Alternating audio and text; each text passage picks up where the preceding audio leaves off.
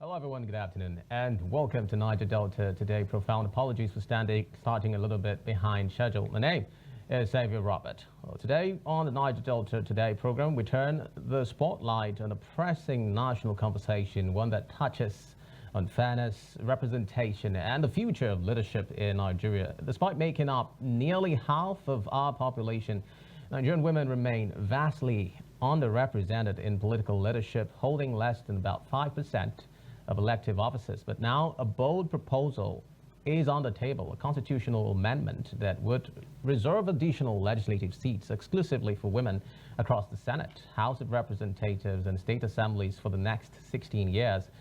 Will this change finally shift the balance?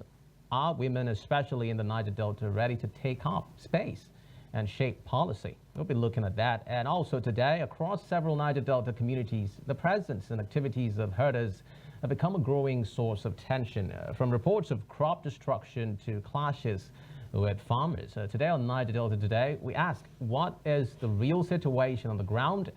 Are local communities being overwhelmed?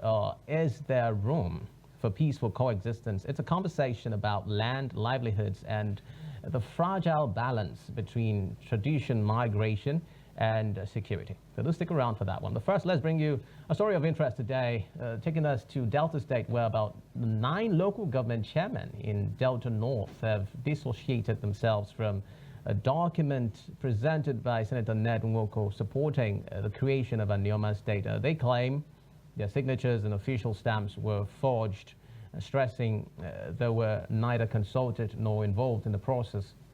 Now, while not opposing the idea of a Nioma state, the chairman insists that due process and transparency must be followed. This is according to a statement they made available to media. They have begun legal administrative steps, according to them, to investigate the alleged forgery and are urging the public to disregard the document, which they describe as fake and authorized. Now, if we were to stay with the word forged, we'll begin to talk about it in light of a society where democratic values are supposed to be upheld in every dealing. And these are stakeholders in the political bringings in Delta State, and they're supposed to be carried along when it comes to decisions as sensitive as state creation, which is, of course, a conversation that has been around for a while now. Now, whether or not the creation of a Nioma state is valid is not the conversation now. The main conversation is following due process, ensuring that parties that are stakeholders in the leadership structure and political visions of Delta State are carried along effectively in ensuring that the goals that are hoped for, when we talk about the Nioma state now, can be achieved, because, I mean, it will be difficult to achieve this if the parties involved are not effectively carried along. In the coming days, it will be interesting to know how this particular issue will be resolved in Delta State. But first, let's bring you our Niger Delta updates for today.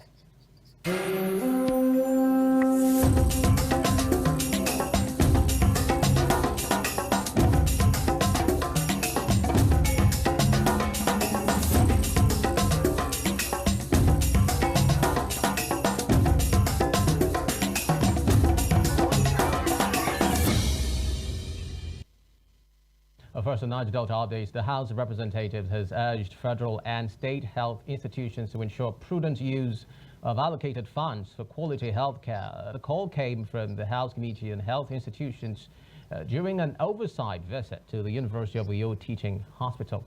The committee chairman and member representing Ikolegbene Sienodem Obodakara Federal Constituency, Honorable Patrick Moore, emphasized the need to document internally generated revenue properly. In his remarks, the Chief Medical Director of the health facility, Professor M.M.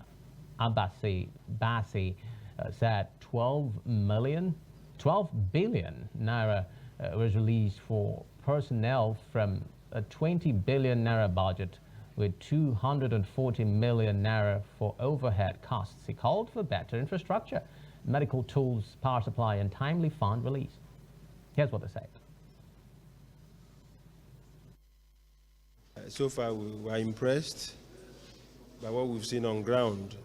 The university teaching hospital is very clean. We've gone around the facility to the accident and emergency ward and the other wards. It's commendable, but we're hopeful that they will do better at the end of the 2024 budget performance, which the National Assembly has extended till December 31st for the 2024 budget year.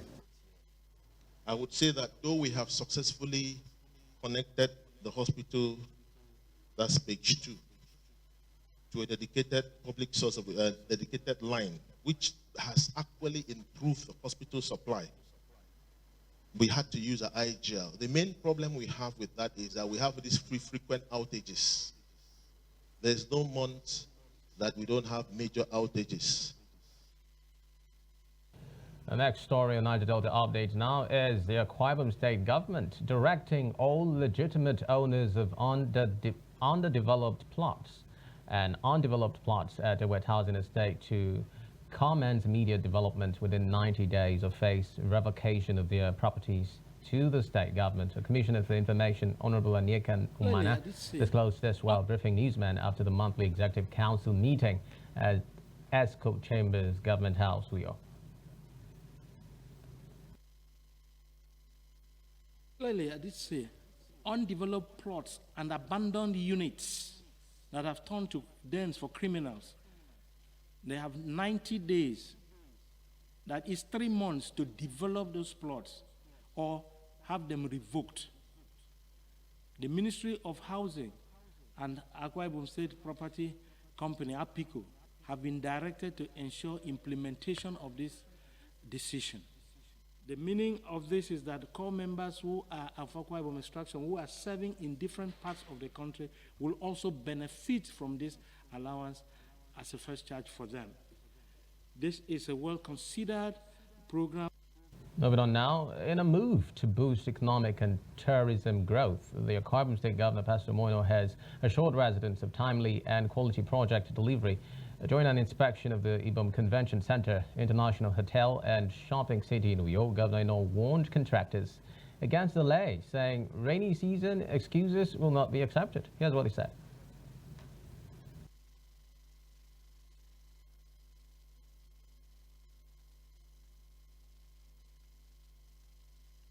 The shopping city is part of our overall design to help the tourism ecosystem around here, with the conference center, with the hotel, and of course it moves with the shopping city, and then we have the amusement park.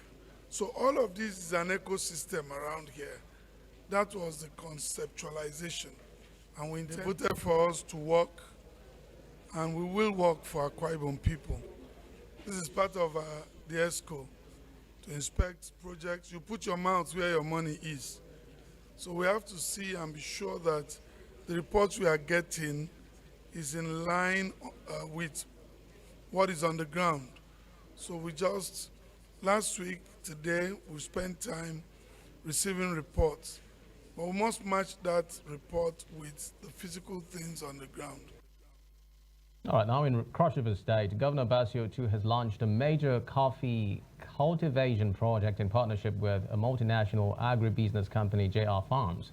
The project will see 30 million Robusta and Arabica seedlings planted across the state's 18 local government areas with support from the French government. Speaking at the flag-off ceremony in Calabar, Governor Otu said the initiative will create jobs, boost rural economy, and position the state as a coffee hub. We'll move on now to Bayelsa State. As part of efforts to improve healthcare access, the Bayelsa Health Insurance Scheme has enrolled over 200,000 residents since its rollout in 2017. Now, the Executive Secretary, Dr. Zoeboemi Ogada, says the scheme covers 203 facilities across the state. He warned that inflation and rising drug prices straining operations, though deductions have remained unchanged. And he further revealed plans to launch a central drug distribution system and is seeking more funding to reach rural communities. There you have it, the size of our Niger Delta updates for today. We'll take a breather, and when we return, we'll delve straight to the conversation of the day, which is talking fairness, inclusion, and the future of leadership in Nigeria with women at the center. Let's stay tuned.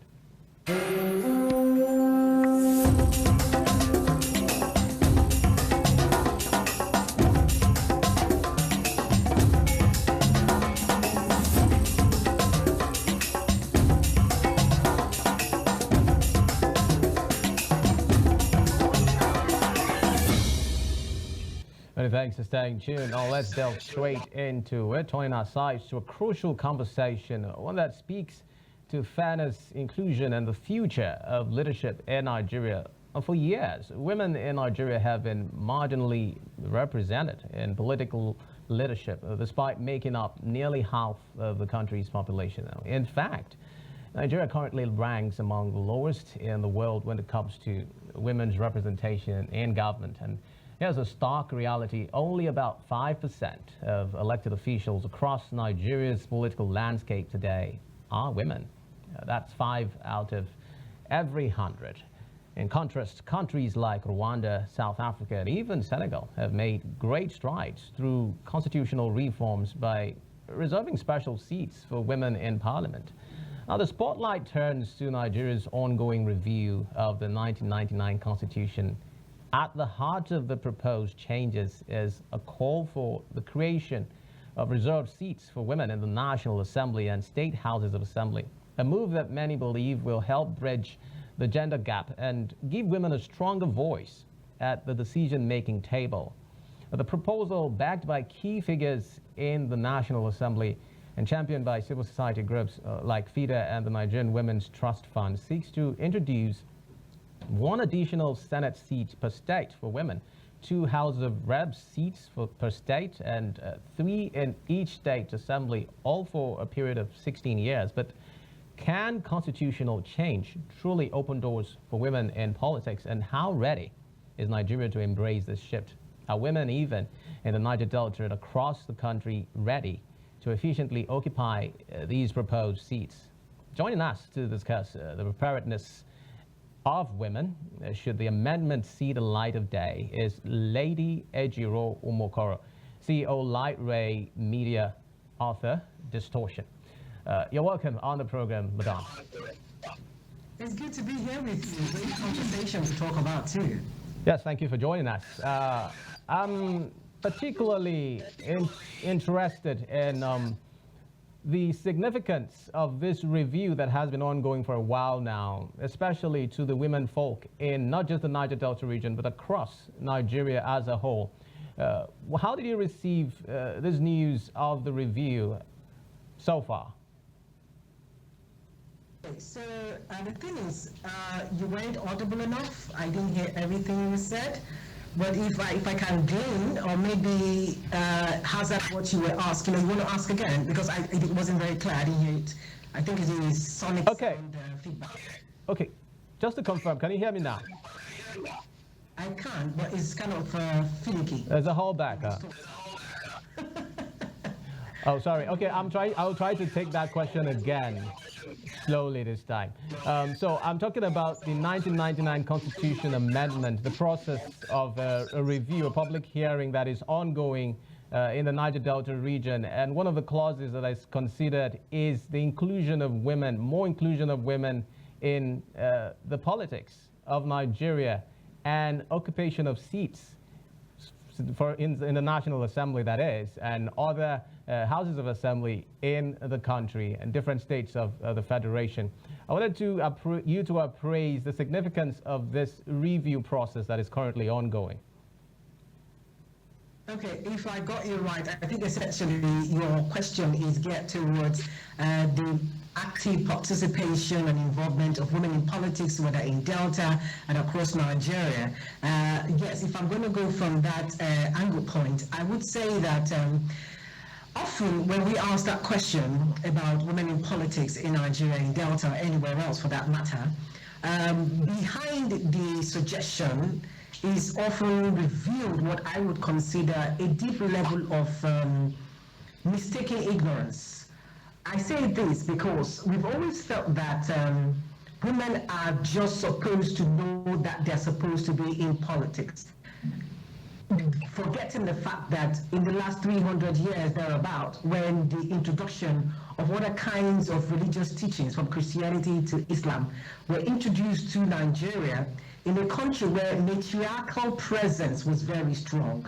Like in Delta State, for example, I'll give you one example of where there was a king and queen relationship existing in the political sphere of our culture, the Omu culture in the Nyoma society. It was one that allowed the political voices of women. So women were actually crowned as kings as well, just like men were crowned as kings. And the goal of the woman in that era, long before Christianity and Islam came to take over, and then the misinterpretation of certain parts of Christian thinking and also Islamic thinking, was that women had to hold political responsibilities. You could call them positions, but the goal was that these roles were to protect the rights of women. Why? Because a man is not a woman. A woman is not a man. While the men can understand the issues that bothers for men, the women who are given this hierarchical responsibility in this hierarchical structure were also recognized to understand that, look, you got to hear from the women. What are the problems women have? What issues are they confronting? What are their needs? Why does it matter? What are their desires, their aspirations, their fears, their concerns? And then the ONU, in this context that I've given as an example, now comes to a council of meeting with all the chiefs, the elders, and then the monarchy, of course, in that capacity. And then they talk about these things. So women's voice is political speaking in the ancient Nigerian way of doing this. I'm not talking about the last 300, 400 years. We have just had a distorted system in Nigeria introduced by the patriarchal thinking driving Christianity and Islamic teachings that says a woman's voice should be silenced. So in the last 300, 400 years, what has happened is we've silenced the voice of women through religion, telling them that they cannot speak, they are not decision makers, they're supposed to listen, and they're supposed not to be around, they need to hide themselves. I mean, it explains why a woman has to be covered. It explains why the same idea of a woman covering her head is very Jewish, is very is very like Arab, from the Arab census, right? And what happens is you have this mentality that says, as a woman, you cover yourself. In other words, we don't want to see you. So women are not even recognized in the last 300, 400 years. All right. In the system that was created. So when you now ask a woman participation, you are saying that you have denied women the right to vote, even as at 1900. It was not until 1920 or thereabout that in America women were allowed to vote. It took such a long time into the 1960s before it became pervasive. Today in Nigeria, we are the beneficiaries of that system. Still, if you go to police station, for example, you will see where our laws are inimical to women, telling them that their voices in politics have been deliberately, conscientiously examined in a manner that says we don't want them there. So when you tell somebody you don't want them there, and you created structures, you created frameworks, you created laws, you created systems that continuously enable and perpetuate that, you cannot have more women in politics until we dismantle all of these. All right, Lady Ejiro, I'm just hoping that you can hear me effectively now. But if you can, my first question to you was about the ongoing constitution review. We just had one session in the Niger Delta region here in Akwa Ibom State, in Ikot precisely, where stakeholders spoke about a lot of things that constitutes part of the amendments that are required. And one of them is the issue of women inclusion that you just spoke of lengthily. Now, I'm asking you, do you think that this process is effective and significant at this time, borrowing from all the points you've made regarding how women have been included in policy making and formulation in Niger Delta region and Nigeria as a whole? Okay, if you can hear me. Well, the first question I asked you was regarding the constitution review and the public hearing that took place here in the Niger Delta region in Akwa Ibom, specifically Kodekbene. One of the issues that were raised, of course, the amendment for women inclusion and giving more seats to women at the National Assembly and the different states assemblies in the country. I wanted you to respond to that, bringing us up to speed with what you think this signifies for women inclusion in Nigerian politics and other spheres of representation? This conversation and actually strategically using an affirmative strategy and tactic in this manner to achieve this is not something we should even be gloating over. There is no space for gloating here. It is a case of, look, for over how many hundreds of years, women have been denied. Let's be very clear on that. It was a deliberate denial of women to enter the spaces of politics. Where education not an important conversation with regards to we need to get girls to go to school, to learn, to become financially independent, to be smart, to contribute to society, we would not be here today. But we are thankful that we have moved from that and now we are here. And we need to close this gap faster. And it's just a shame because Nigeria is still having this conversation when people like in Botswana, Namibia, and Rwanda, they are already implementing. They specifically said affirmative action to close this gap for how many hundreds of years that would unite women. The only way to do this is we are going to say affirmative action should be instant. In other words, 50% of parliament seats are given to women. Let women go and contest for it. They will contest. All right. I would want you to tackle some of the areas that you think there are fears. Would you say that the women folk in Nigeria and in the Niger Delta region are indeed ready to take up the task ahead? Or are there genuine fears that must be addressed to bring women inclusion, especially when we talk about their readiness? Are women ready in Nigeria? When it comes to readiness, that is very subjective. Are there women who are willing? Absolutely. There are many women who are willing. You raised an issue, you said there are fears, there are concerns. Even men who go into politics know that the way politics is run in Nigeria is a bastardized form of politics. It is a politics that has been commercialized, that has been monetized and weaponized. So if men are also struggling in that space to be relevant, remember, we're seeing in a country where the best excellent people are not given the opportunity to excel into positions of elected leadership. We've seen that time and time and again. And this is even within the spheres where men are in control. So if men are battling that, imagine how Herculean it is for women. So let us not think that it's a women problem. This is a Nigerian problem where we have a fundamental political system that is already distorted. It is distorted deliberately to make sure that mediocrity, right, garrulousness, impotency, and lack of, taking us away from a failed state system as it is in the manner it is being run right now, so that it doesn't get there.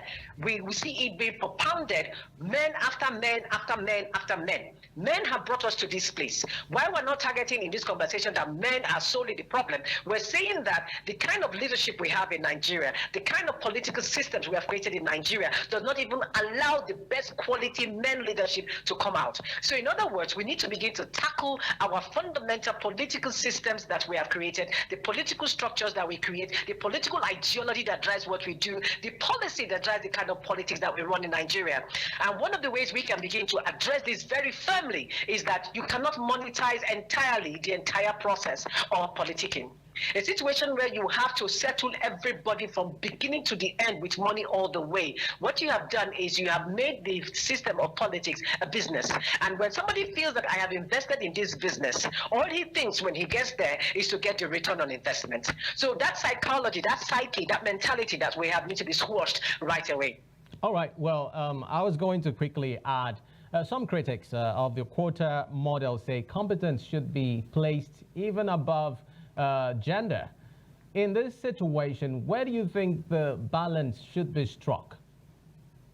Have we got the most competent men in Nigerian politics? The answer is zero. We don't have the most competent men in Nigerian politics.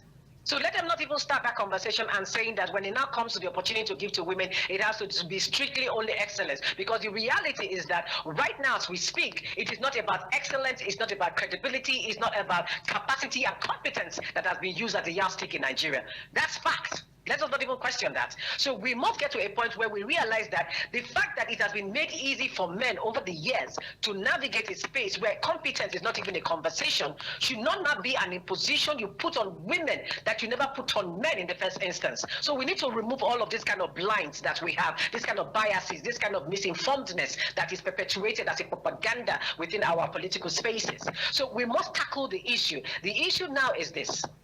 We have a constitution that is already skewed. Our constitution is heavily biased against that. Remember that this constitution, to a very large extent, is very monarchical. It's a handover from past colonial mentality and a little bit of a military mindset that has governed the constitution, where it's an imposition on the majority of Nigerians. That's one. Then two, we're already having policies and reviews. There are bills in the National Assembly, right, that are being postulated to say we need to address this gap. That's why the national gender policy that was, accepted by the executive, right? Everybody agreed that this is a good policy. They all adopted it in the manner of speaking, but it needs to be passed into law. A law that enables both the political participation of women in terms of affirmative action. There is no country in the world where affirmative action is not used. Affirmative action is not a woman-centered conversation, because people think that affirmative action means gender. No, affirmative action is an action that is taken by any given government systems or organization to close a gap that has been in denial for a certain minority group or a group of people over time who were denied their rights. So in this context now, what an affirmative action we need for women's voices is to say, you know what, let us deliberately create a platform where women have seats in the National Assembly, because their voices matter. Nigerian women are more than half of the population of Nigeria, and men also have the equal share of population. You cannot represent a few, you cannot use one person or one gender to represent the entirety of people. When men are making laws, they don't think of women. All right. I mean, they don't think of children. Okay. Men don't think of children. Children doesn't come to their mind, because why? They are not carers. They are not nurturers. That doesn't mean that men cannot be protectors. Men Lady think Ejiro. only in sense of protectors. When Wahala or Bege has started, that's when they take action. Whereas women are what? Nurturers, protectors, and mothers as well. So they always think of the welfare of the child first. And that's why we need more representation of them, because we are seeing that the child mortality rate in Nigeria, the reproductive health systems in Nigeria is problematic. And if you don't have voices who bring these issues out, and which are mostly affected by women, you're going to cause a problem. So, all right, Lady Ejiro, if you can hear me now, I'll give you this parting shot of the question on if this constitutional change fails, what would be the next steps, as in the plan B for women now? What do you think would be the next steps that should be taken towards ensuring that the hopes that women are more included in the activities politically in Nigeria is upheld? they have nieces. So if the men would not allow this go, then shame on to the men. That's on the one hand. Then two, the fact that we're thinking that this should even fail in the first place is already problematic. That means that the spirit driving this is not even intentionally fair enough. It's not even with good intentions. It is ill-conceived. It's just a window dressing, a propaganda, a political posturing. We cannot allow that. So women on their own, let us make this very clear. Women should understand that men understand the game. As women, you have to understand what is this political game at play. Once you respect the fact that this is a game and there's a process to it, look at how men have navigated this space for many years, understudy them, then go to the laws that are structured in the manner they have been structured. See where the laws are infringing on your rights, work with other coalitions of body, go to the National Assembly, make a case, create protest, that is peaceful protest as it is, and gather yourselves and be out there. Because if you don't fight for yourself, nobody else will. But it's also another conversation about back to the men. How can you not fight for your mothers and your sisters and your nieces? How can you be so insecure? How does inferiority complex and ego consume you so much that you're afraid of your own equal human being? Well, Lady Ejiro, we really have to go now.